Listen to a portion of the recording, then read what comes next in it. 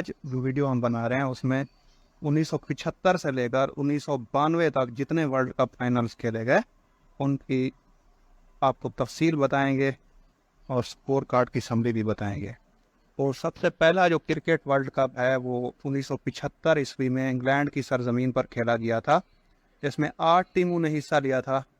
उन 8 टीमों में से वेस्ट इंडीज़ और ऑस्ट्रेलिया की टीमों ने फाइनल मैच के लिए क्वालिफाई किया था। ये final match Lord's cricket ground पर खेला गया था। यहाँ पर ऑस्ट्रेलिया की कप्तानी उनके साबिक कप्तान इयन चैपल ने की थी और वेस्ट इंडीज़ के कप्तान क्लाइव लाइड थे।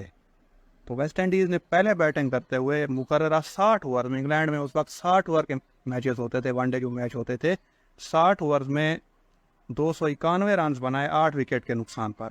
और उनकी इनिंग्स की खास बात कप्तान क्लाइव लाइड की सेंचुरी थी जो उन्होंने 102 रन स्कोर करके बनाई थी।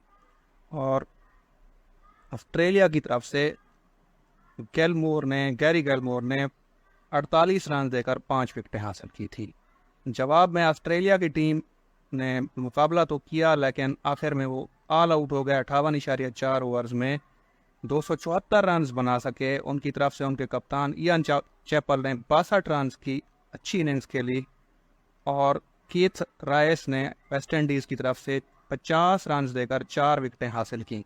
इस तरह से वेस्ट इंडीज़ की टीम ने यह फाइनल 17 रन से जीतकर पहला वर्ल्ड कप क्रिकेट टूर्नामेंट जीतने का एजाज़ हासिल किया और सेंचुरी स्कोर करने पर उनके कप्तान क्लाइव लाइड को प्लेयर ऑफ द मैच का अवार्ड भी दिया गया।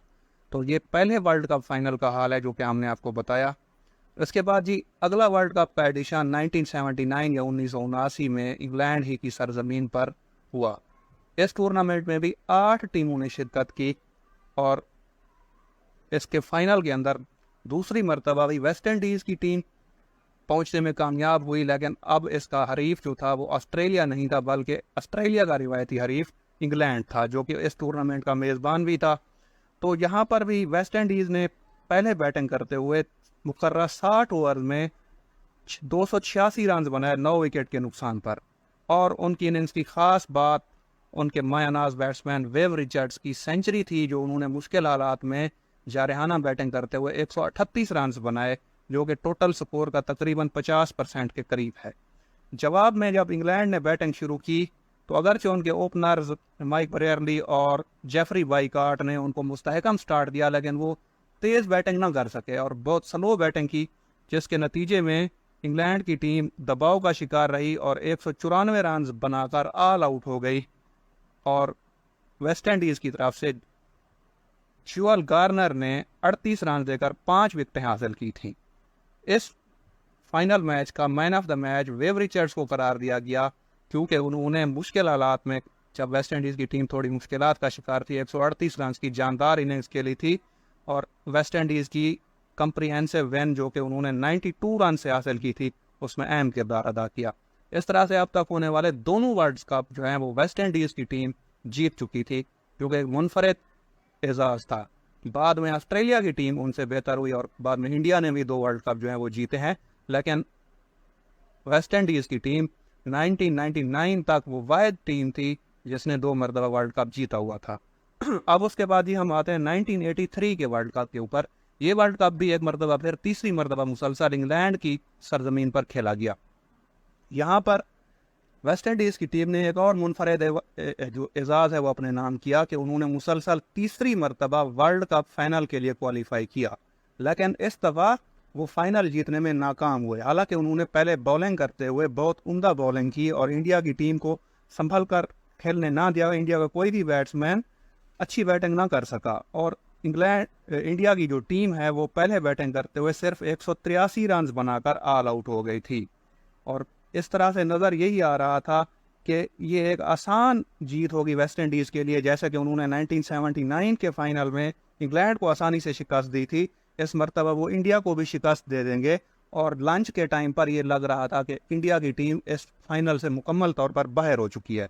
लेकिन जब इंडिया ने बॉलिंग करना शुरू की तो उन्होंने प्रेशर डालना शुरू किया और इब्तदाई विकेट्स हासिल की। फिर वेव रिचर्ड जो हैं वो बहुत उम्दा बैटिंग कर रहे थे, वो 33 रन बना चुके थे, बहुत जारहाना बैटिंग कर रहे थे, लेकिन उस मौके पर उन्होंने एक ऊंचा शॉट खेला जो कि कपिल देव ने बहुत अच्छा कैच करके उनको आउट किया, तो उसके बाद वेस्ट इंडीज़ की टीम संभल ना सकी और 140 रन बनाकर ऑल आउट हो गई।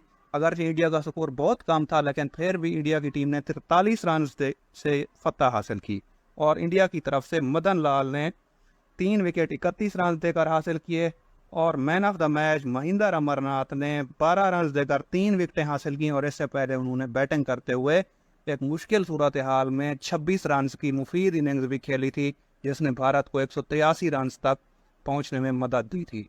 तो इंडिया ने ये फाइनल मैच 43 रन से जीता था और पहली मरतबा वर्ल्ड चैंपियन बनने का एजाज हासिल किया था। हालांकि टूर्नामेंट के शुरू होने पर इंडिया को कोई भी वर्ल्ड कप जीतने का चांस नहीं दे रहा था। तो इंडिया ने ये 1983 का वर्ल्ड कप का फाइनल जीता। तो 1987 का जो वर्ल्ड कप है उसके बाद वो इंडिया के वर्ल्ड कप जीतने के बाद इंडिया और पाकिस्तान की सरजमीन पर आया।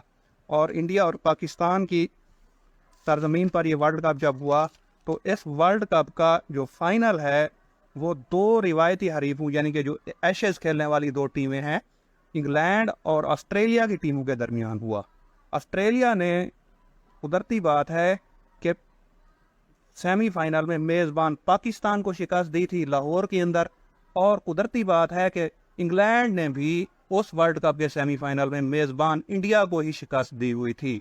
तो दोनों रिवायती हरीफों ने दो रिवायती हरीफों यानी कि इंडिया और पाकिस्तान को जो है वो शिकस्त दी हुई थी, इंग्लैंड और ऑस्ट्रेलिया ने। तो ये जो फाइनल मैच हुआ ये 1987 के वर्ल्ड कप का, इसमें ऑस्ट्रेलिया ने पहले बैटिंग की और 50 ओवर में 253 रन बनाए 5 विकेट के नुकसान पर। इस इनिंग्स की जो खास बात है वो डेविड बून के 75 रन थे और उनके विकेट कीपर ने 31 गेंदों पर 45 रन की जारहाना इनिंग्स खेली थी। जवाब में इंग्लैंड की टीम ने जो है ना जब चेज शुरू की तो वो बहुत अच्छे तरीके से जा रहे थे और एक मौके के ऊपर उन्होंने 135 रन सिर्फ 2 विकेट के नुकसान पर बना लिए थे और ऑस्ट्रेलिया काफ़ी परेशान लग रहा था उस मौके के ऊपर।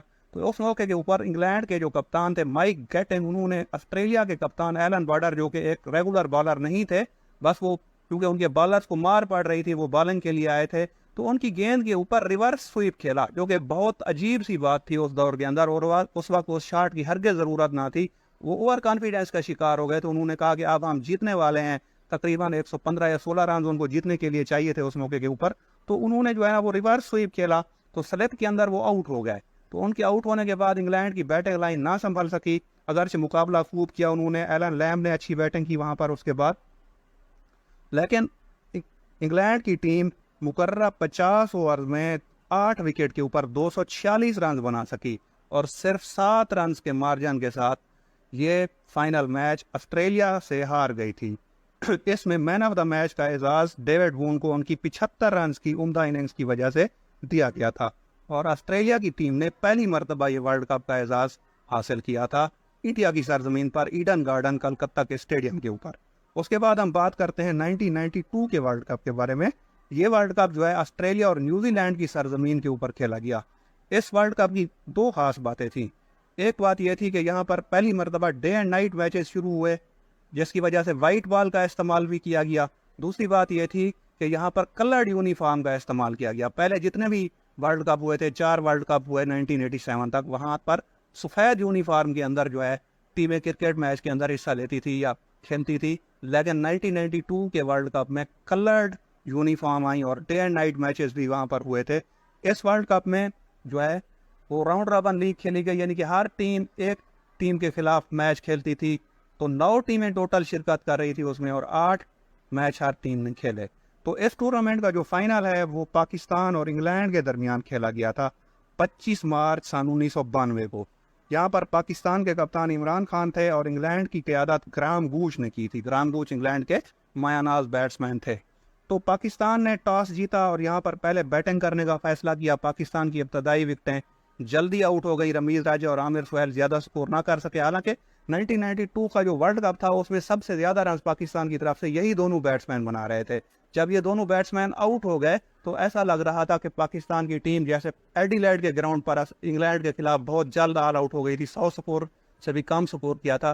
खुदा ना खास्ता भाई यहाँ पर भी यही सूरत हाल ना पैदा हो जाए। लेकिन उस वक्त कप्तान इमरान खान ने खुद नंबर 3 पर आकर बैटिंग की और पाकिस्तान की इनिंग्स को सहारा दिया। जावेद मियांदाद के साथ मिलकर उन्होंने अच्छी पार्टनरशिप बनाई। बाद में जब तेज़ रन की ज़रूरत थी तो इंज़माम उल हक और वसीम अकरम ने उम्दा इनिंग्स खेली, मुख्तसर इनिंग्स थी लेकिन अच्छी इनिंग्स खेली। तो पाकिस्तान की टीम जो कि एक वक्त लड़खड़ा रही थी, आखिर में 50 ओवर में 6 विकेट के ऊपर 249 रन बनाने में कामयाब हो गई थी। तो ये पाकिस्तान की बैटिंग थी। इंग्लैंड ने जब बैटिंग शुरू की तो उनका आगाज़ ज़्यादा अच्छा ना था। शुरू में वसीम अकरम और मुश्ताक अहमद ने उनके इब्तदाई 4 प्लेयर्स को जल्द आउट कर लिया था, लेकिन उसके बाद नील फेयर ब्रदर और एलन लैम्ब ने बहुत अच्छी पार्टनरशिप की हुई थी और 35वें ओवर तक पहुंचते पहुंचते उन्होंने 4 विकेट पर 141 रन बना लिए थे और मैच में मुकम्मल तौर पर वापस आ गए थे। उनको जीतने के लिए 6 रन फी ओवर का तकरीबन रन रेट जो है वो दरकार था और उनके पास 6 विकेट्स बाकी थी और नीचे बैटिंग में काफ़ी ऐसे प्लेयर थे जो ऑलराउंड परफॉर्मेंस दिखाते थे। उस मौके के ऊपर 35वें ओवर में इमरान खान ने वसीम अकरम को जो है ना गेंद थमाई। वसीम अकरम पाकिस्तान के ट्रम्प कार्ड थे, तो वसीम अकरम ने उस ओवर की 5वीं गेंद पर सबसे पहले एलन लॉयन को क्लीन बोल्ड किया और उससे अगली गेंद पर क्रिस लिविस को आउट करके इंग्लैंड की बैटिंग की कमर तोड़ दी थी। तो उस मौके के ऊपर जो है इंग्लैंड का जो स्कोर था वो 4 विकेट पर 141 से 6 विकेट पर 141 रन हो गया था और पाकिस्तान की टीम मैच में वापस आ गई थी। और फिर उसके बाद पाकिस्तान की टीम ने आहिस्ता आहिस्ता मैच पर अपनी गिरफ्त मजबूत बनाई। बिल आखिर इंग्लैंड की टीम 49वें ओवर की दूसरी गेंद के ऊपर जब उनके अलिंगवर्थ ने शॉट खेला और रमीज राजा ने कैच किया तो 49.2 ओवर में इंग्लैंड की टीम 227 रन बनाकर ऑल आउट हो गई थी और पाकिस्तान की टीम ने यह मैच 22 रन से जीतकर फाइनल अपने नाम किया और पहली मरतबा वर्ल्ड कप जीतने का एजाज़ हासिल किया था। अगरचे उसके बाद आज तक